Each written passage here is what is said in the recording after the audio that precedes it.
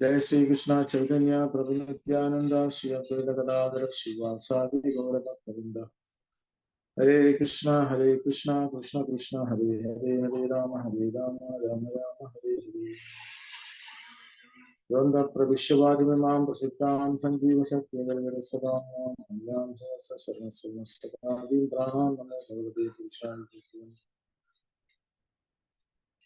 जय जय श्री चैतन्य जय नित्यानंद जय दुर्गा चंद्र जय गौरभक्तवृंद। हरे कृष्ण ചൈതന്യ ചരിതാമൃതം പഠന ക്ലാസ്സിലേക്ക് എല്ലാവർക്കും സ്വാഗതം.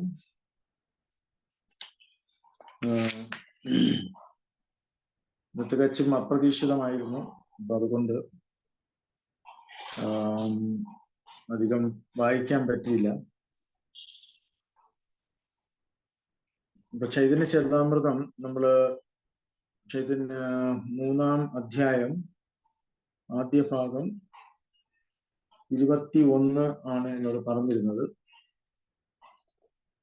21 മുതൽ വായിക്കാം.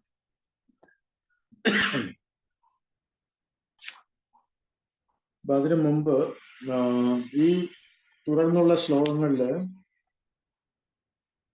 ചൈതന്യ മഹാപ്രഭുവിന്റെ അവതാര ഉദ്ദേശങ്ങളാണ് പറയുന്നത്. ഇപ്പൊ നമ്മൾ പറഞ്ഞു, ഒന്ന് ബാഹ്യമായിട്ടുള്ള കാരണങ്ങൾ, 2 ആന്തരികമായിട്ടുള്ള കാരണങ്ങൾ. അപ്പൊ ഇതില് ഭഗവാൻ പറയുന്നു, യുഗധർമ്മ പ്രവർത്തായിമോ നാമസങ്കീർത്തന ചാരിഭാവഭക്തിരിയ നാമ. ഇപ്പോഴത്തെ യുഗധർമ്മമായ നാമസങ്കീർത്തനത്തിന് ഞാൻ തന്നെ തുടക്കം കുറിക്കാം.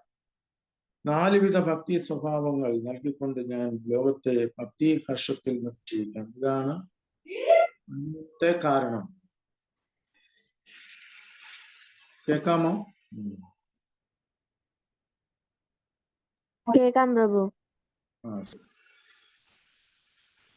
अपनी करिमो भक्ति भाव अंगीकारे अपनी आचरी भक्ति शिखाइमो सवारे. ഞാൻ ഒരു ഭക്തന്റെ ഭാവം സ്വീകരിച്ച് സ്വയം ഭക്തി ആചരിച്ച് അവരെ പഠിപ്പിക്കാം. ഇത് 2ാമത്തെ കാരണമായി പറയുന്നു. അപ്പൊ ആദ്യം നാമസങ്കീർത്തനം തുടങ്ങുന്നതിന് വേണ്ടിയാണ്. 2ാമത് ഭക്തന്റെ ഭാവം, ഭഗവാൻ ഭക്തന്റെ രൂപം സ്വീകരിച്ച് പഠിപ്പിക്കുന്നതിന് വേണ്ടി ഭക്തന്റെ രൂപം തന്നെ സ്വീകരിച്ചു. അപ്പൊ അതിന്റെ ഭാവാർത്ഥം, പരിശുദ്ധ ഭക്തനുമായി സത്സംഗം പുലർത്തിയാൽ സാഷ്ടി, സാരൂപ്യം, സാമീപ്യം, സാരോഗ്യം എന്നീ 4 വിധ മുക്തികൾ പോലും കാംക്ഷയില്ലാത്ത വിധം ഒരുവൻ ആത്മോന്നതി പ്രാപിക്കുന്നു. എന്തുകൊണ്ടെന്നാൽ അത്തരം മോശങ്ങളും ഒരു തരത്തിലുള്ള ഇന്ദ്രിയ ആസ്വാദനമാണെന്ന് അവന് തോന്നുന്നു. പരിശുദ്ധ ഭക്തന്മാർ തങ്ങളുടെ സ്വാർത്ഥ ലാഭത്തിനായി ഭഗവാനോടൊന്നും ചോദിക്കാറില്ല. ഇനി അത്തരം ആഗ്രഹങ്ങൾ ഭഗവാൻ തന്നെ അറിഞ്ഞു നടത്തിക്കൊടുത്താലും പരിശുദ്ധ ഭക്തന്മാർ അത് സ്വീകരിക്കുകയില്ല. കാരണം പരമദിവ്യോത്തമ പുരുഷനായ ഭഗവാനെ അതീന്ദ്രിയ പരാമർശിലൂടെ സംതൃപ്തനാക്കുക എന്നത് മാത്രമാണ് അവരുടെ അഭിലാഷം. ഭക്തിവിധ സേവനത്തിൽ ഈ അത്യുന്ന രൂപം ഉപദേശിക്കാൻ സാക്ഷാൽ ഭഗവാൻ തന്നെ അല്ലാതെ മറ്റാർക്കും ആവില്ല. അതുകൊണ്ട് യുഗത്തിൽ നിർദ്ദേശിക്കപ്പെട്ട ആരാധനക്രമമായ ഹരേ കൃഷ്ണ നാമസങ്കീർത്തനത്തിന്റെ മഹിമകൾ പ്രചരിപ്പിക്കുവാനായി യുഗാവതാരത്തിന്റെ സ്ഥാനത്ത് ഇത്തവണ ശ്രീ ചൈതന്യ മഹാപ്രഭു സ്വയം അവതരിച്ചു. അപ്പോൾ അവിടുന്ന് അതീന്ദ്രിയവും നൈസർഗികവുമായ രാഗാത്മഭാവത്തിലുള്ള ഭക്തിയുത സേവന പ്രക്രിയ ലോകത്തിന് കാഴ്ചവെച്ച് വിതരണം ചെയ്യുകയുണ്ടായി. ഇപ്രകാരം ആധ്യാത്മിക ജീവിതത്തിന്റെ സർവോന്നത തത്വങ്ങൾ പഠിപ്പിക്കുന്നതിന് ഭഗവാൻ സ്വയം ചൈതന്യ രൂപത്തിന്റെ ഒരു ഭക്തനായി അവതരിച്ചു. അപ്പോ ഇത് 2ാമത്തെ കാരണമാണ്. ഭഗവാൻ ഭക്തന്റെ രൂപത്തിൽ, ഭക്താവതാരം ഭക്താഖ്യം നമാമി ഭക്തശക്തികം. പ്രഭുപാദർ പറയുന്നത്, പരിശുദ്ധ ഭക്തന് ഈ സാലോക്യം, സാരൂപ്യം, സാമീപ്യം എന്നീ സാഷ്ടി ഇങ്ങനെയുള്ള മുക്തികളിലൊന്നും താല്പര്യമില്ല. കാരണം ഭക്തൻ നിഷ്കാമനാണ്. ഭക്തന്റെ ആവശ്യം ഭഗവാനെ ശാശ്വതമായി സേവനം ചെയ്യുക എന്നുള്ളതാണ്. അതാണ് ഏറ്റവും ഉന്നതമായ നില. അപ്പൊ ചൈതന്യ മഹാപ്രഭു ഭക്തനെ ആ ഭക്തിയുത സേവന മാർഗത്തിൽ അല്ലെങ്കിൽ ആ ഉന്നതിയിലേക്ക് ഉന്നത തലത്തിലേക്ക് ഉയർത്തി കൊണ്ടുവരുന്നതിന് വേണ്ടിയാണ് അവതരിച്ചത്. അപ്പോ കലികാലെ നാമരൂപേ കൃഷ്ണ അവതാർ, കലിയുഗത്തില് ഭഗവാൻ നാമരൂപത്തിലാണ് അവതരിച്ചത്. അതാണ് നാമപ്രഭു എന്ന് പറയും. അടുത്ത ശ്ലോകം നോക്കാം. സോറി. അപനേന കൈലധർമ്മ ശിഖാനാനജായാം യൈതാ സിദ്ധാന്ത ഗീത ഭാഗവതേ ഗയാം. ഭക്തിയുത സേവനം സ്വയം ആചരിക്കാതെ മറ്റുള്ളവരെ പഠിപ്പിക്കാൻ ആർക്കും കഴിയില്ല. ഈ നിഗമനം ഗീതയിലും ഭാഗവത്തിലും ഉടനീളം സ്വീകരിച്ചിട്ടുണ്ട്. അപ്പോ ഇത് മൂന്നാമത്തെ കാരണം ചൈതന്യ മഹാപ്രഭു പറയുന്നത് ഭക്തിയുതം ആചരിച്ച് കാണിക്കുകയാണ്. അതിനു വേണ്ടിയാണ് ഭഗവാൻ അവതരിച്ച ഭക്തന്റെ രൂപത്തിൽ വന്ന് സ്വയം ഭക്തിയുത സേവനം ചെയ്ത് കാണിച്ചു തരുന്നതിന് വേണ്ടിയാണ്. യഥാ യഥാ ഹി ധർമ്മസ്യ ഗ്ലാനിർഭവതി ഭാരത അഭ്യുസ്ഥാനം അധർമ്മസ്യ തദാത്മാനം സൃജാമ്യഹം. ഇത് ഭഗവത്ഗീത ശ്ലോകം എല്ലാവർക്കും അറിയാം. എപ്പോഴെല്ലാം എവിടെയെല്ലാം ധർമാചരണത്തിന് ക്ഷയം നേരിടുന്നുവോ, അപ്പോൾ അധർമ്മം തഴച്ചു വളരുന്നുവോ, അപ്പോഴെല്ലാം ഞാൻ അവതരിക്കുന്നു ഹേ ഭാരത. ഇത് ജനറൽ ആയിട്ടുള്ള അവതാരത്തിന്റെ ഉദ്ദേശമാണ്. 23 പവിത്രാണായ സാധൂനാം വിനാശായ ചതുഷ്കൃതാം ധർമ്മ സംസ്ഥാപനാർത്ഥായ സംഭവാമി യുഗേ യുഗേ. സാധുക്കളെ രക്ഷിക്കുന്നതിനും ദുഷ്ടതയെ നിഗ്രഹിക്കാനും ധർമ്മത്തെ പുനഃസ്ഥാപിക്കാനുമായി യുഗം തോറും ഞാൻ അവതരിക്കുന്നു. ഭാവാർത്ഥം ശ്ലോകം 22, 23 ഭഗവത്ഗീത 4, 7, 8 ഭഗവാൻ അരുളി ചെയ്യുന്നതാണ്. ഇത് വരുന്ന ശ്ലോകങ്ങളും ഭഗവത്ഗീത 3, 24, 27 എന്നുള്ളതാണ്. അപ്പൊ ഇന്നത്തെ ശ്ലോകമെല്ലാം ഭഗവത്ഗീതയിൽ നിന്നുള്ളതാണ്. ഉത്സിതേ തിരുമേ ലോകോ നകുര്യാം കർമ്മചേതഹാം ഉത്സിതേയുരുമേ ലോക നകുര്യാം കർമ്മചേതഹാം ശങ്കരസ്യ ച കർത്താസ്യം ഉപഹന്യാം ഇമം പ്രജഹാം. ഞാൻ ധർമ്മതത്വങ്ങൾ സ്വയം ആചരിച്ച് കാണിക്കാതിരുന്നാൽ ഈ ലോകങ്ങളെല്ലാം നാശമടയും. അഹിതകരമായ ഒരു ജനാവലിയുടെ വളർച്ചയ്ക്ക് ഞാൻ കാരണമായി തീരും. അങ്ങനെ ജീവജാലങ്ങൾക്കെല്ലാം ഊനം സംഭവിക്കുകയും ചെയ്യും. നോക്കൂ ഭഗവാന്റെ കാരുണ്യം.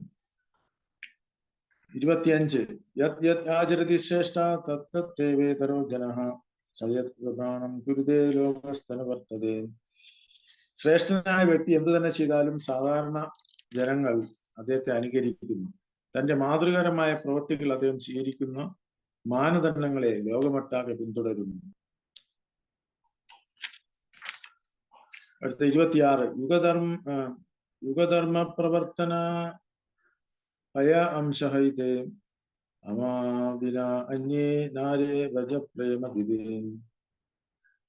അതാത് യുഗങ്ങൾക്കുള്ള യുഗധർമ്മം സ്ഥാപിക്കുന്നതിന് എന്റെ അംശവിസ്തരണങ്ങൾക്ക് കഴിയും. എന്നാൽ ബ്രജവാസികളുടേതായ പ്രേമഭക്തി പ്രദാനം ചെയ്യുവാൻ എനിക്കല്ലാതെ മറ്റാർക്കും സാധ്യമല്ല. അപ്പൊ ഇവിടെ നമ്മള് അവതാരങ്ങളെ കുറിച്ച് പറയുമ്പോൾ പ്രഭുപാദര്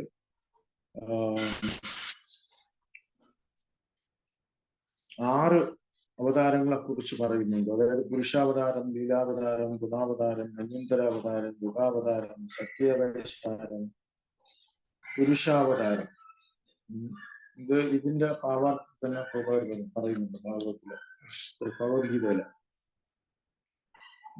പുരുഷാവതാരം എന്ന് പറയുമ്പോൾ നമുക്കറിയാം വിഷ്ണു. അതുപോലെ ലീലാവതാരത്തിലാണ് കുമാര, നാരദ, വരാഹ, മത്സ്യ, നരനാരായണ, കർദം എന്നെല്ലാം വരുന്നത്. അത് കഴിഞ്ഞ് ഗുണാവതാരത്തിലാണ് ബ്രഹ്മ, വിഷ്ണു, മഹേശ്വരൻ. യുഗാവതാരം ചൈതന്യ മഹാപ്രഭു യുഗാവതാരത്തിന്റെ ലിസ്റ്റിലാണ് വരുന്നത്. പക്ഷെ എല്ലാ യുഗങ്ങളിലും ചൈതന്യ മഹാപ്രഭു അവതരിക്കുന്നില്ല നമ്മൾ പഠിച്ചു. അപ്പോ ഇതില് ലീലാവതാരം പറഞ്ഞു, ഗുണാവതാരത്തിലാണ് ബ്രഹ്മ, വിഷ്ണു, മഹേശ്വരൻ. മന്വന്ത അവതാരം നമുക്കറിയാം 14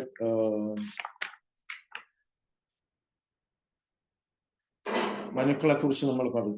യജ്ഞാവിഹു, സത്യസേനാഹരി, അങ്ങനെ 14 മനുക്കളെ കുറിച്ച് ഇത് പറഞ്ഞു.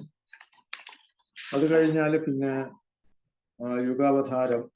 യുഗാവതാരത്തിന്റെ ലിസ്റ്റിലാണ് ചൈതന്യ മഹാഭാരത് പറയുന്നത് ആസൻ വർണ്ണ ത്രയോഹി അസ്യ ഗ്രഹന്തോ അനിയുഗം ധനു ശുക്ലോ രക്ത തഥാപീത ഇതാനിം കൃഷ്ണാഗതം കഥ. Krishna appears an incarnation in every millennium. In the past, he assumed the 3 different colors: white, red, yellow. അപ്പം വെള്ള, ചുവപ്പ്, യെല്ലോ. യെല്ലോ എന്ന് പറയുന്നതാണ് ചൈതന്യ മഹാപ്രഭു. അപ്പൊ ഗർഗമുനി പറയുന്നതാണ്. So now he appeared in the blackish color. ഇപ്പോ അദ്ദേഹം കറുത്ത നിറത്തിലാണ് അവതരിച്ചിരിക്കുന്നത്. ശ്രീമദ് ഭാഗവതം 10:8-13. ഇപ്പോ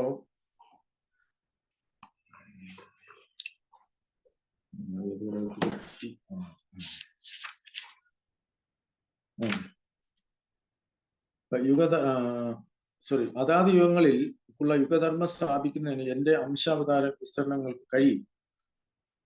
അപ്പോ ഇവിടെ ഭഗവാൻ ചൈതന്യ മഹാപ്രഭുവായി അവതരിച്ചതിന്റെ കാരണം ബ്രജവാസികളുടേതായ പ്രേമഭക്തി. ഇപ്പൊ നമുക്കറിയാം, ബ്രജവാസികൾക്ക് സ്വാഭാവികമായി അവർക്ക് പ്രേമഭക്തിയുണ്ട്. പക്ഷെ അത് നൽകാൻ ഭഗവാൻ അല്ലാതെ വേറെ ആർക്കും സാധ്യമല്ല.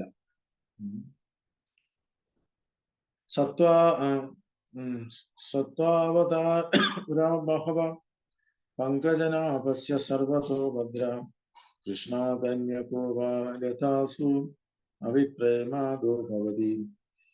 പരമപുരുഷ ഭഗവാന്റെ സർവമംഗളകാരിയായ അനേകം അവതാരങ്ങൾ ഉണ്ടായിരിക്കാം. എന്നാൽ സമർപ്പിതാത്മാക്കൾക്ക് പരിപൂർണ ഭഗവത് പ്രേമം നൽകാൻ കൃഷ്ണ ഭഗവാൻ അല്ലാതെ മറ്റാർക്കാൻ കഴിയുക. ഭാവാർത്ഥത്തില് ബിൽവംഗള ഠാക്കൂറിന്റെ രചനകളിൽ നിന്നുള്ള ഉദ്ധരണി ലഘു ഭാഗവതാമൃതത്തിൽ 1:5-37.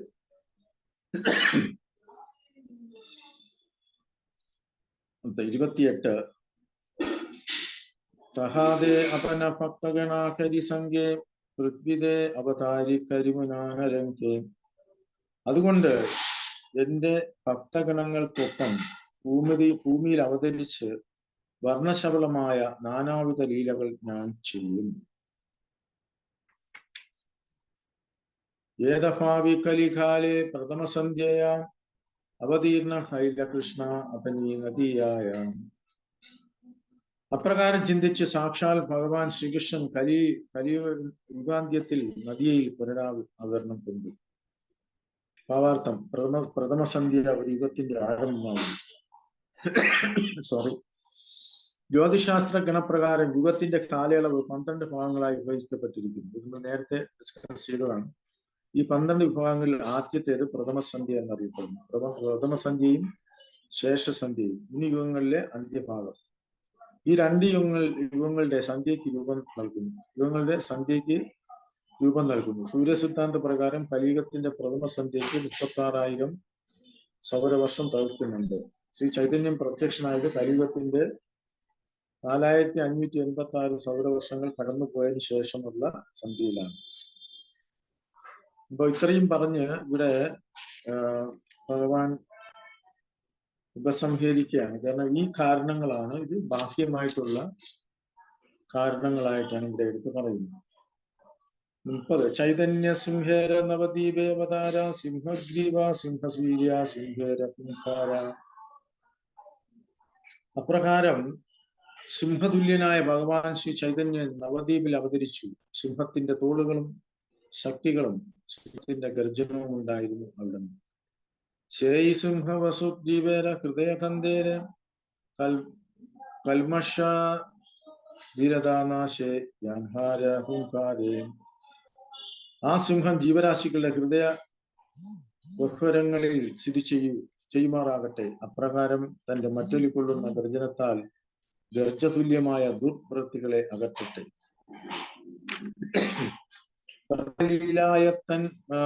തന്റെ വിശ്വംഭരനാമ ഭക്തിരസേ ഭൂതഗ്രാമ. തന്റെ ആദ്യ ലീലകളിൽ അവിടെ നിന്ന് വിശ്വംഭരൻ എന്നറിയപ്പെടുന്നു. എന്നാൽ അവിടെ നിന്ന് ലോകത്തെ ഭക്തി സാമൃദ്ധത്തിൽ ആഴ്ത്തിക്കൊണ്ട് ജീവഭൂതങ്ങളെ രക്ഷിക്കുന്നു. ഇപ്പൊ ചൈതന്യ മഹാപ്രഭുവിന്റെ ആദ്യത്തെ പേര് വിശ്വംഭരൻ. ധാതുര അർത്ഥപോഷണധാരണ കുശിലാധര ധരില പ്രേമദിയ പുത്തുഭുവന. ഡുംഫ്രൻ എന്ന ധാതുപദം വിശ്വംഭരൻ എന്ന വാക്കിന്റെ മൂലം. പോഷണം, പാലനം എന്നിവയെ കുറിച്ച് പറയുന്നു. ഭഗവത് പ്രേമം വിതരണം ചെയ്താണ് അവിടുന്ന് ത്രിലോകങ്ങളെയും പരിപോഷിക്കുന്നത്. ശേഷലീലായ ധരേ നാമ ശ്രീകൃഷ്ണ ചൈതന്യ ശ്രീകൃഷ്ണ ജനായേ സദാ വിശ്വകൈലധന്യ.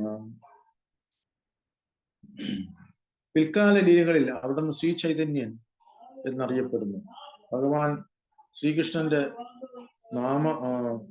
നാമയ മഹിമാനങ്ങളാൽ പഠിപ്പിച്ച് അവിടുന്ന് ലോകത്തെ ധന്യമാക്കുന്നു.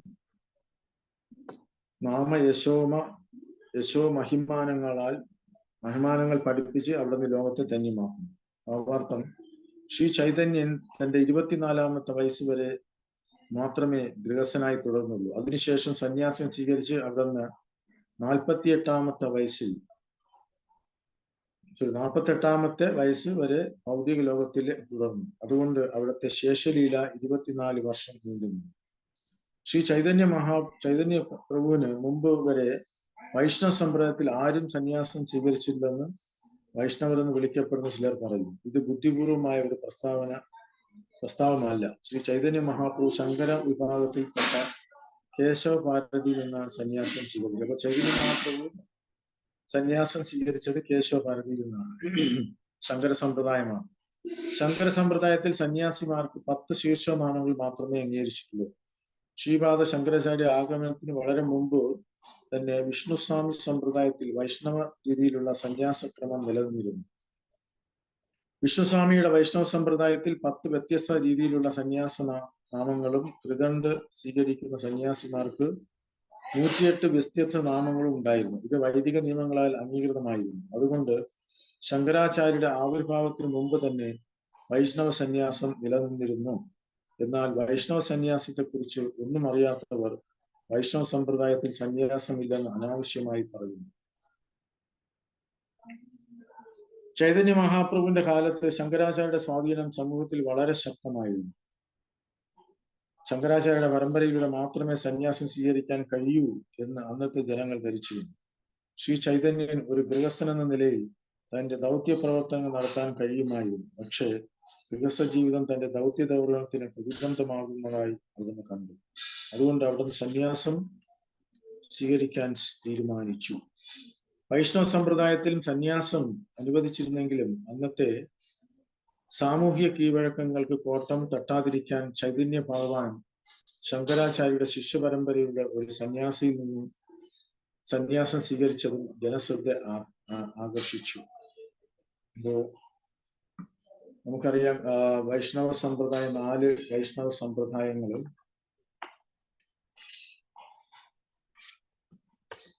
4 വൈഷ്ണവ സമ്പ്രദായങ്ങളുണ്ട്. അപ്പൊ അതില്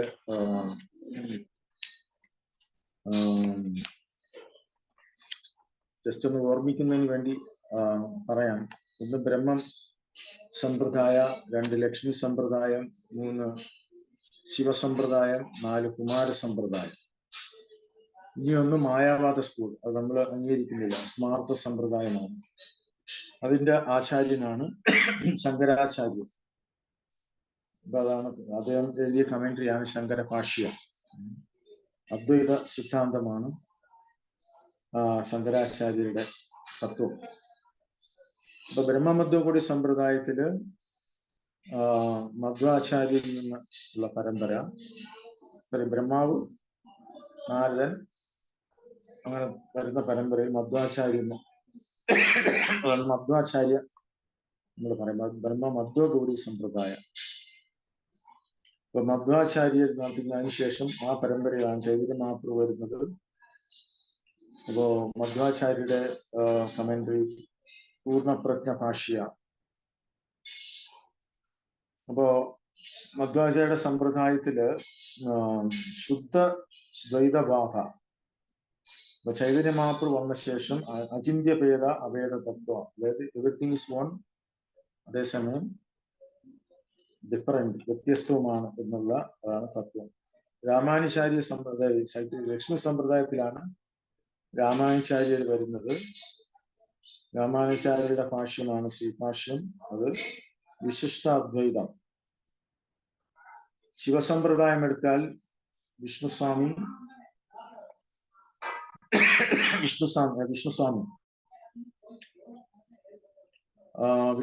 വല്ലഭാചാര്യ, അദ്ദേഹത്തിന്റെ ഭാഷ്യമാണ് സർവജ്ഞ ഭാഷ്യം. തത്വം ശുദ്ധാദ്വൈതവാദ. കുമാര സമ്പ്രദായത്തിൽ നിംബാർക്ക സ്വാമി, അവിടെ പാരിജാത സൗരഭ ഭാഷ്യം, അങ്ങനെ എന്താണ്. തത്വശാസ്ത്രം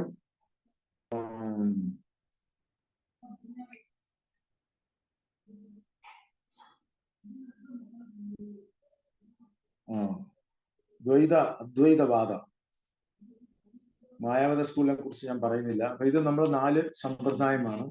പ്രഭുപാദർ ഇവിടെ ശങ്കര സമ്പ്രദായത്തിൽ വരുന്ന സന്യാസിമാർക്ക് കൊടുക്കുന്ന നാമങ്ങൾ ഈ ഇതിൽ പറയുന്നു. വ്യത്യസ്ത നാമങ്ങൾ: തീർത്ഥ, ആശ്രമ, വന, ആരണ്യ, ഗിരി, പർവ്വത, സാഗര, സരസ്വതി, ഭാരതി, പൂരി. സന്യാസത്തിൽ പ്രവേശിക്കുന്നതിന് മുമ്പ് ഒരു ബ്രഹ്മചാരിയുടെ, അതായത് സന്യാസിയുടെ സഹായി വിവിധ നാമങ്ങളിൽ നിന്ന് ഒന്ന് ലഭിക്കും. തീർത്ഥ, ആശ്രമ, ശീർഷക. ശീർഷങ്ങളിലുള്ള സന്യാസിമാർ പൊതുവെ ദ്വാരകയിലാണ് വസിക്കുക. സ്വരൂപ എന്നാണ് അവരുടെ ബ്രഹ്മചാരി നാമം. വന, ആരണ്യക നാമങ്ങളിൽ അറിയപ്പെടുന്നവർ പുരുഷോത്തമ അഥവാ ജഗന്നാഥ് പുരിയിലാണ് താമസിക്കുക. പ്രകാശ എന്നാണ് അവരുടെ ബ്രഹ്മചാരി നാമം. ഗിരി, പർവ്വത, സാഗര എന്നീ നാമങ്ങളോട് കൂടിയവർ പൊതുവെ ബദ്രികാശ്രമത്തിൽ തങ്ങുന്നു. അവരുടെ ബ്രഹ്മചാരി നാമം ആനന്ദ. സരസ്വതി, ഭാരതി, പൂരി ശീർഷത്തിലുള്ളവർ ദക്ഷിണ ഭാരതത്തിലെ ശൃംഗേരി മഠത്തിലാണ് പതിവായി താമസിക്കുന്നത്, അതായത് നമ്മുടെ ഏരിയ. അവരുടെ ബ്രഹ്മചാരി നാമം ചൈതന്യ എന്നാണ്.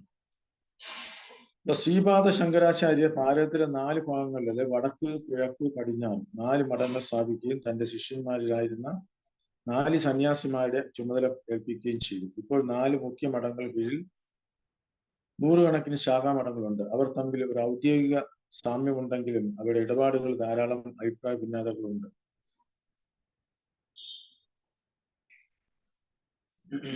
ഈ മഠങ്ങളുടെ 4 വിഭിന്ന വിഭാഗങ്ങൾ നന്ദവാര, ഭോഗവാര, കീടവാര, ഭൂമിവാര എന്നറിയപ്പെടുന്നു. ഈ കാലാന്തരത്തിൽ അവ വിഭിന്ന ആശയങ്ങളും വ്യത്യസ്ത മുദ്രാവാക്യങ്ങളും വികസിപ്പിക്കുകയുണ്ടായി. അത് പിന്നീട് കാലക്രമേണ അഭിപ്രായ വ്യത്യാസങ്ങൾ ഉണ്ടായി വരുമ്പോൾ പല ബ്രാഞ്ചുകളുമായി. അതാണ് പ്രഭുപാദർ ഇവിടെ എടുത്ത് പറയുന്നത്.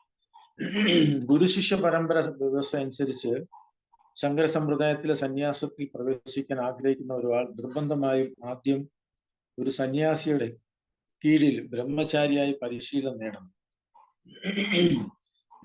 സന്യാസി ഏത് വിഭാഗത്തിലാണോ അതനുസരിച്ചായിരിക്കും ബ്രഹ്മചാരിയുടെ നാമം ചിട്ടപ്പെടുത്തുക. അത് നമ്മൾ നേരത്തെ വായിച്ചതാണ്. ദ്വാരകയിൽ താമസിക്കുന്നവര്, പൂരിയിൽ താമസിക്കുന്നവര്, ഓരോരുത്തർക്കും വ്യത്യസ്ത നാമമാണ്. ചൈതന്യ മഹാപ്രഭു കേശവ ഭാരതിയിൽ നിന്നാണ് സന്യാസം സ്വീകരിച്ചത്. ശ്രീകൃഷ്ണ ചൈതന്യ ബ്രഹ്മചാരി എന്ന നാമത്തിലാണ് അവിടുന്ന് ബ്രഹ്മചാരിയായി അറിയപ്പെടുന്നത്. സന്യാസം സ്വീകരിച്ചതിന് ശേഷം അവിടുന്ന് കൃഷ്ണ ചൈതന്യം എന്ന നാമം തുടർന്ന് നിലനിർത്താനും ഇഷ്ടപ്പെട്ടു. ഒരു ഭാരതിയിൽ നിന്ന് സന്യാസം സ്വീകരിച്ചിട്ടും ചൈതന്യ ഭാരതി എന്ന നാമം സ്വീകരിക്കാൻ വിസമ്മതിച്ചു. എന്തുകൊണ്ടാണ്? വിശദീകരിക്കാൻ ഗൗഡിയ വൈഷ്ണവ ആചാര്യന്മാർ ശ്രമിച്ചിരുന്നില്ല. എന്തുകൊണ്ട് ഭാരതി എന്ന പേരിട്ടില്ല എന്ന് ആചാര്യന്മാരെ കുറിച്ച് വളരെ വിശദീകരണം നൽകുന്നില്ല എന്ന് പറയുന്നു. എന്നാൽ പിന്നീട് ഭക്തി സരസ്വതി ഠാക്കൂർ, ഭക്തി സരസ്വതി ഗോസ്വാമി മഹാരാജ് താഴെ കൊടുക്കുന്ന വിശദീകരണം നൽകി. ശങ്കര സമ്പ്രദായത്തിലെ ഒരു സന്യാസി താൻ പരമോന്നതനായ ഈശ്വരനായി തീർന്നിരിക്കുന്നു എന്ന് ചിന്തിക്കുന്നു. അത്തരമൊരു മിഥ്യാസങ്കല്പം ഒഴിവാക്കുന്നതിന് ചൈതന്യ മഹാപ്രഭു ശ്രീകൃഷ്ണ ചൈതന്യം എന്ന നാമം നിലനിർത്തിക്കൊണ്ട് ഒരു ശാശ്വത സേവകന്റെ സ്ഥാനത്ത് ശ്രീകൃഷ്ണ ചൈതന്യം തന്നെ സ്വയം സ്ഥാപിക്കുകയായിരുന്നു. അപ്പൊ അതാണ് കാരണം. ഒരു ബ്രഹ്മചാരി ആധ്യാത്മിക ഗുരുവിന് സേവനം ചെയ്യേണ്ടതാണ്. അതുകൊണ്ട് സന്യാസത്തിന് ശേഷവും തന്റെ ബ്രഹ്മചാരി നാമം നിലനിർത്തുക വഴി അവിടുന്ന് തന്റെ ആധ്യാത്മിക ഗുരുവിനോടുള്ള ആ ദാസ്യബന്ധം നിഷേധിക്കാതെ നിലനിർത്തുകയായിരുന്നു. അത്തരം ഒരു നിലപാട് സ്വീകരിക്കുന്നത് ശിഷ്യനും ആധ്യാത്മിക ഗുരുവും തമ്മിലുള്ള ബന്ധത്തിന് ഹിതകരമാണ്. ചൈതന്യ മഹാപ്രഭു സന്യാസം സ്വീകരിച്ചപ്പോൾ സന്യാസക്രമത്തിന്റെ പ്രതീകാത്മകമായ ദണ്ഡും ഭിക്ഷാപാത്രവും സ്വീകരിച്ചുവെന്നും ആധികാരിക ചരിത്രങ്ങളിൽ പറയുന്നു. നമ്മുടെ ഇതില് ത്രിദണ്ഡ ഗോസ്വാമി സന്യാസം എടുക്കുമ്പോൾ 3 മാർക്കുണ്ടാവും. അപ്പൊ ഇതിൽ എന്തെങ്കിലും സംശയമുണ്ടോ? ലോങ് പർപ്പസ് ഗോപാൽ വളരെ വിശദമായിട്ടാണ് ശങ്കരാചാര്യ സമ്പ്രദായത്തിലെ കാര്യം വിവരിക്കുന്നത്. ഇത് പഠിക്കണമെന്ന് ആഗ്രഹമുള്ളവര് അത് ഭാവാർത്ഥം വായിച്ചിട്ട് നോട്ട് ചെയ്തിടുക. അടുത്തത് എന്തെങ്കിലും സംശയം ഉണ്ടായി? 35 താൻഡായുഗവതാരജാനി ഗർഗാമഹാശയാം കൃഷ്ണേര നാമകരണേ കരിയാച്ചേ നിർണയാം. അവിടെ നിന്ന് ശ്രീ ചൈതന്യം കലിയുഗത്തിന്റെ അവതാരമാണെന്നറിഞ്ഞ ഗർഗമുനി കൃഷ്ണന്റെ നാമകരണ വേളയിൽ അവിടുത്തെ ആവിർഭാവം പ്രവചിച്ചിരുന്നു. അത് നേരത്തെ വായിച്ചത്. ആസൻ വർണ്ണാശ്രയോഹ്യസ്യ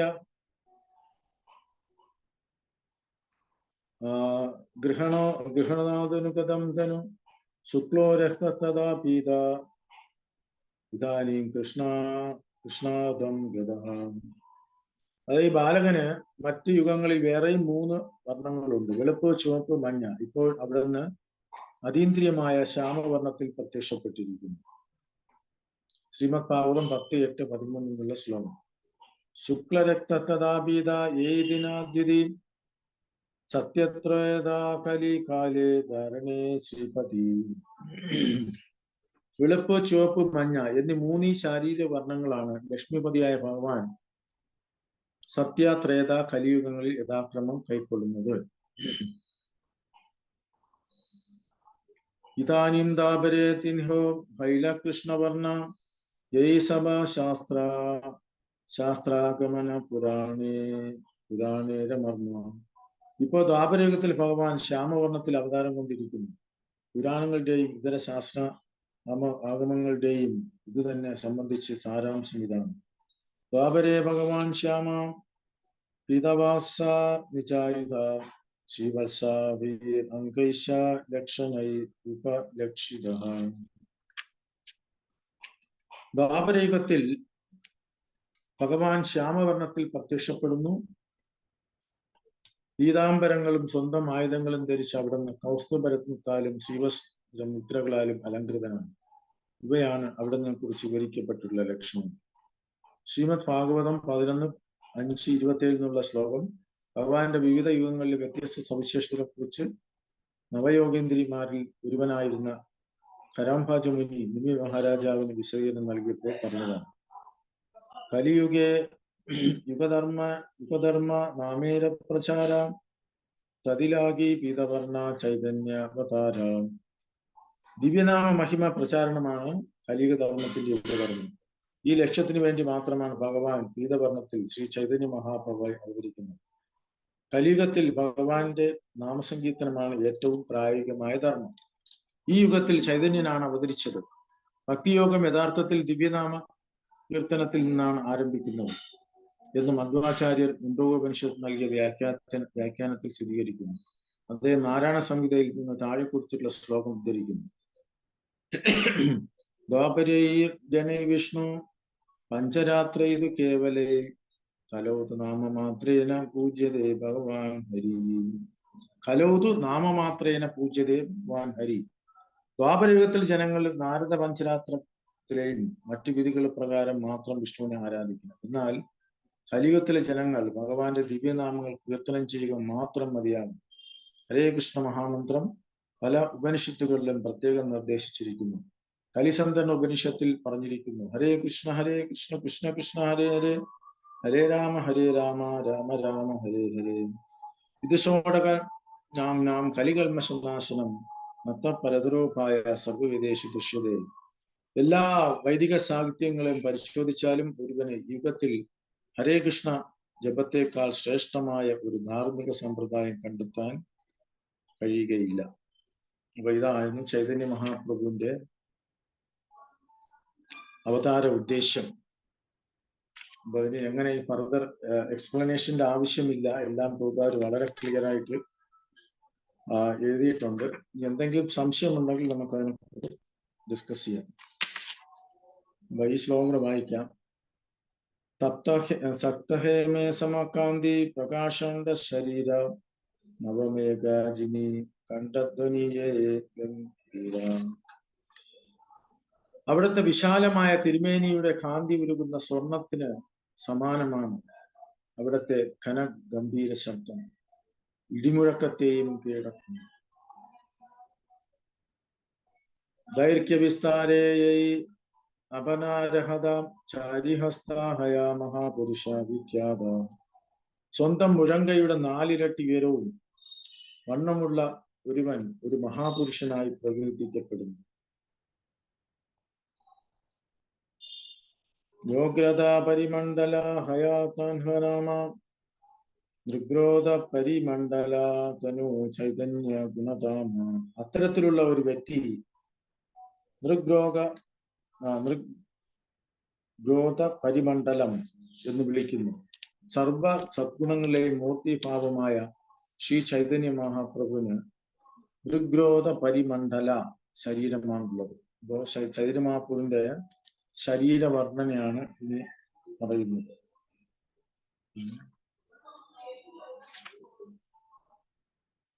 സ്വന്തം മായാശക്തിയാൽ ബദ്ധാത്മാക്കളെ പഞ്ചരബദ്ധരാക്കിയിരുന്ന ഭഗവാനല്ലാതെ മറ്റാർക്കും ഈ ശരീര സവിശേഷത ഉണ്ടാവുകയില്ല. ഈ ശരീര സവിശേഷത തീർച്ചയായും സൂചിപ്പിക്കുന്ന വിഷ്ണുവിന്റെ ഒരു അവതാരത്തെ അല്ലാതെ മറ്റാരുമല്ല. അപ്പോൾ ചൈതന്യ മഹാപ്രഭുവിന്റെ ശരീരത്തിന് വളരെ പ്രത്യേക ഉണ്ടായിരുന്നു. അതാണ് ഇവിടെ പറയുന്നത്. ആജാനുലംബിത ഭുജോ കമലലോചന തിലഫുലജീനീനാസാം സുധാംശുവദനഃ. അവിടുത്തെ ഭുജങ്ങൾ കാൽമുട്ട് വരെ നീളമുള്ളവയും കണ്ണുകൾ താമര ഇതകൾ പോലെയും നാസിക എല്ലിൻ പൂവിന് സമാനവും മുഖം ചന്ദ്രനെ പോലെ സുന്ദരവുമാണ്. ശാന്തതാന്ത കൃഷ്ണഭക്തനിഷ്ഠാപരായണ ഭക്തവത്സല സുശീല സർവഭൂതേ സമ.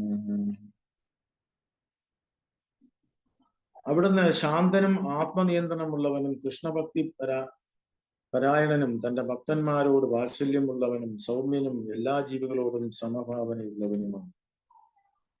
ചന്ദനേര അംഗബാല ചന്ദനഭൂഷണ നിത്യകാലേ പരികരേണ കൃഷ്ണനാമ സങ്കീർത്തന.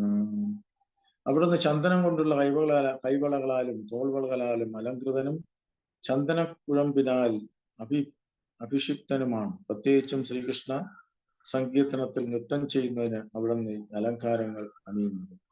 ജയ് സഭഗുണാലനാമിനി വൈശ്യംഭായന സഹസ്രനാമേ കൈലാതാണ്ഡ നാമഗണന. ചൈതന്യമാപ്പിന്റെ ഗുണങ്ങളെല്ലാം രേഖപ്പെടുത്തി വൈശംഭായന മുനി വിശ്വസഹസ്രനാമത്തിൽ അവിടുത്തെ നാമം ഉൾപ്പെടുത്തിയിട്ടുണ്ട്.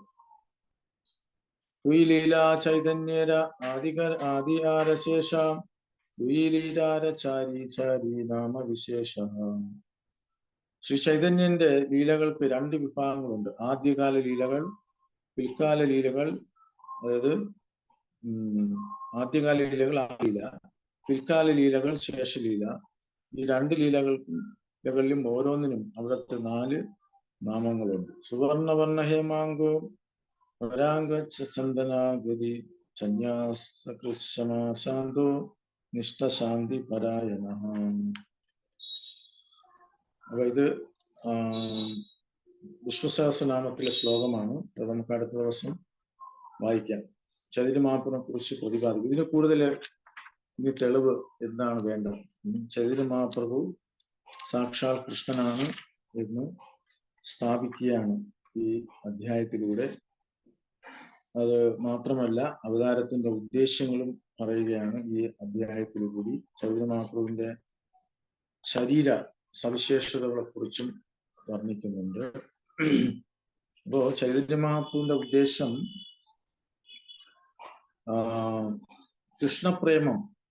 കൃഷ്ണപ്രേമപദായതേ കൃഷ്ണായ കൃഷ്ണ ചൈതന്യനാമിനെ ഗൗരവതിശയ. അപ്പോ കൃഷ്ണപ്രേമം വിതരണം ചെയ്യുക എന്നുള്ള ഉദ്ദേശമാണ്. അപ്പൊ മറ്റ് ഒരുപാട് അവതാരങ്ങൾ ഉണ്ടെങ്കിലും മറ്റു ഒരു അവതാരവും ഇത്രയും കാരുണ്യമായി ഈ കൃഷ്ണപ്രേമം വിതരണം ചെയ്യുക. കാരണം ഏറ്റവും ആത്യന്തികമായ ലക്ഷ്യം ജീവാത്മാവിന്റെ കൃഷ്ണപ്രേമമാണ്. അപ്പൊ സാധാരണ നമ്മൾ എല്ലാവരും മുക്തി എന്ന് പറയും. പക്ഷെ അതുകൊണ്ട് അവിടെ പറയുന്ന കൃഷ്ണഭക്ത നിഷ്കാമ അതേവശ, കൃഷ്ണഭക്തന് ഇതൊന്നും ഒരു വിഷയമേ അല്ല. മുക്തി മമ ജന്മനീശ്വരേ ഭഗവാ ഭക്തിരഹൈ, ജന്മം തോറും ഭഗവാന്റെ സേവനം ചെയ്യാനുള്ള ആഗ്രഹമാണ്. അതാണ് ചൈതന്യ മഹാപ്രഭു ശിഷ്ടാഷ്ടത്തിൽ കൂടി നമുക്ക് പറഞ്ഞു തരുന്നത്. അപ്പോ ഈ ചൈതന്യ മഹാപ്രഭുവിന്റെ പ്രസ്ഥാനത്തിൽ ചേർന്നുകൊണ്ട് ഭഗവാന്റെ നാമം പ്രചാരം ചെയ്യുക എന്ന് പറഞ്ഞാൽ ഏറ്റവും വലിയ ശ്രേഷ്ഠമാണ്, ഏറ്റവും ഭാഗ്യമാണ്. ഭഗവാൻ 3 കാര്യങ്ങൾ നമുക്ക് തരുന്നു, 3 സമ്മാനം. ഒന്ന് പരിശുദ്ധ ഭക്തി, ഇനി ഒന്ന് ഭഗവാന്റെ പ്രീതി, മൂന്നാമത് ഭഗവാന്റെ ലോകത്തിലേക്ക് ഭഗവാൻ തിരിച്ചു കൊണ്ടുപോകും എന്നുള്ള ഗ്യാരണ്ടി. അപ്പൊ ആരെല്ലാം ചൈതന്യ മഹാപ്രഭുവിന്റെ പ്രസ്ഥാനത്തില് സേവനം ചെയ്യുന്നുവോ അവരെല്ലാം മഹാഭാഗ്യവാന്മാരാണ്. കാരണം ഈ അടുത്ത യുഗത്തിൽ ചൈതന്യ മഹാപ്രഭു ഉണ്ടാവുകയില്ല. ഗോപാല് പറഞ്ഞു 10,000 വർഷം വരെ മാത്രമേ എൻ്റെ പുസ്തകത്തിന് വാല്യൂ ഉള്ളൂ. അതുകൊണ്ടാണ് ഗോൾഡൻ പീരീഡ് എന്ന് പറയുന്നത്. അപ്പൊ അത് കഴിഞ്ഞാൽ പിന്നെ അത്രത്തോളം ആൾക്കാർ ഭക്തിമാർഗത്തിലേക്ക് വരില്ല. അപ്പൊ നമ്മളെല്ലാം വളരെ ഭാഗ്യവാന്മാരാണ്. അതാണ് പ്രഭുപാദർ എപ്പോഴും ഈ ജന്മത്തിൽ തന്നെ നമ്മൾ തിരിച്ചു പോകാൻ ശ്രമിക്കണമെന്ന് പ്രഭുപാദർ പറഞ്ഞു. ഇനിയൊരു ജന്മത്തിന് വേണ്ടി നമ്മൾ കാത്തിരിക്കരുത്. അപ്പോൾ നമുക്ക് ഭഗവാനെ സേവനം ചെയ്യാനാണ് ആഗ്രഹമെങ്കിൽ വീണ്ടും വീണ്ടും ഭഗവാൻ നമുക്കതിനുള്ള ചാൻസ് തരും. ഇപ്പൊ പലരും പറഞ്ഞു കേട്ടിട്ടുണ്ട്, പ്രഭുപാദര് പ്രീച്ചിങ്ങിന് വളരെ താല്പര്യമുള്ള വ്യക്തിയാണ്. അപ്പോൾ ഇപ്പോഴും പ്രഭുപാദർ ഏതെങ്കിലും ഒരു പ്ലാനറ്റിൽ, ഏതെങ്കിലും ഒരു ഗ്രഹത്തിൽ പ്രചാരം ചെയ്യുന്നുണ്ടാവും എന്ന് പറഞ്ഞു കേട്ടിട്ടുണ്ട്. അപ്പോ ഭക്തന്റെ ഉദ്ദേശം ഭൗതികമായിട്ടുള്ള ഒരു ആഗ്രഹവും ഇല്ല, മുക്തി ചോദിക്കുന്നില്ല. മുക്തി സ്വാഭാവികമായിട്ടും ഭഗവാന്റെ ഭക്തന് കിട്ടും. പക്ഷെ ഭക്തൻ ചോദിക്കുന്നത് സേവനമാണ്. അതാണ് ഏറ്റവും ശ്രേഷ്ഠം. അപ്പൊ ഈ ശരീരം വിട്ടാലും ആത്മീയ ലോകത്തിൽ പോയാലും നമ്മൾ സേവനം തന്നെയാണ് തുടരുന്നത്. ഓക്കെ, ഹരേ കൃഷ്ണ. എന്തെങ്കിലും പോയിന്റ് ഡിസ്കഷൻ ഉണ്ടെങ്കിൽ പറയാം. 5:45. ഹരേ കൃഷ്ണ കൃഷ്ണ കൃഷ്ണ ഹരേ ഹരേ, ഹരേ രാമ രാമ രാമ ഹരേ ഹരേ.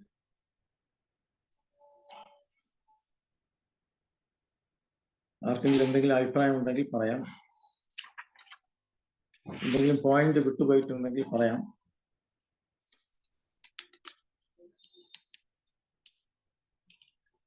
നമ്മൾ വായിച്ചു നിർത്തിയത് 48 വരെ. 49 മുതൽ വായിക്കുക.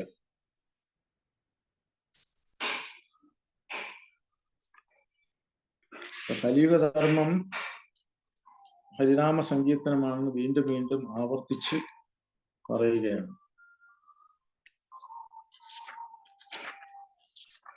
ഹരേ കൃഷ്ണ. ഇവിടെ നിർത്താമോ? കേൾക്കാമോ? ഓക്കെ പ്രഭു. ഹരേ കൃഷ്ണ. ഹരേ കൃഷ്ണ. കേക്കാം പ്രഭു, കേക്കാം. നന്ദി പ്രഭുജി, നന്ദി. അഭിപ്രായമുണ്ടോ? ഇല്ലെങ്കിൽ ഇവിടെ നിർത്താമോ? വളരെ നല്ല അഭിപ്രായമാണ് പ്രഭു. നന്ദി പ്രഭു. വളരെ എക്സ്പ്ലനേഷൻ ഇല്ല, കാരണം ഇതിൽ തന്നെ ഉണ്ട്. എന്ത് പറയണമെന്ന് ഞാൻ അറിയില്ല. എന്തെങ്കിലും നമുക്ക് എന്തെങ്കിലും സബ്ജക്ട് ഉണ്ടെങ്കിൽ അതിനെക്കുറിച്ച് നമുക്ക് ചർച്ച ചെയ്യാം. നല്ല ക്ലാസ് ആയിരുന്നു. Thank you പ്രഭുജി. പ്രഭു ശരിക്കും ഇന്ന് വളരെ ആത്മാർത്ഥമായി പ്രഭു വേറൊരു പ്രഭു ക്ലാസ് ഡേറ്റ് തന്നിരുന്നതാണ്. പക്ഷെ അദ്ദേഹത്തിന് വരാൻ പറ്റിയില്ല. അപ്പോ പ്രഭു വളരെ സീരിയസ് ആയിട്ട് മുന്നോട്ട് വന്നത് കൊണ്ട് മാത്രമാണ് ഇന്നത്തെ ക്ലാസ് നടന്നത്. ഇല്ലെങ്കിൽ ഇന്ന് മിസ്സായി പോയെന്നെ പ്രഭു. വളരെ ലാസ്റ്റ് പറഞ്ഞത്. ശരി, ഓക്കെ, കുഴപ്പമില്ല. എനിക്ക് സന്തോഷമുള്ളൂ. അത് വായിക്കാൻ ഒരു അവസരം നമുക്ക് കിട്ടല്ലേ. നന്ദി പ്രഭു, വളരെ നന്ദി. ഓക്കെ പ്രഭു, ഹരേ കൃഷ്ണ. വളരെ സന്തോഷം. നന്ദി പ്രഭു. ഹരേ കൃഷ്ണ. കൃഷ്ണ കൃഷ്ണ ഹരേ ഹരേ, ഹരേ രാമ രാമ രാമ ഹരേ.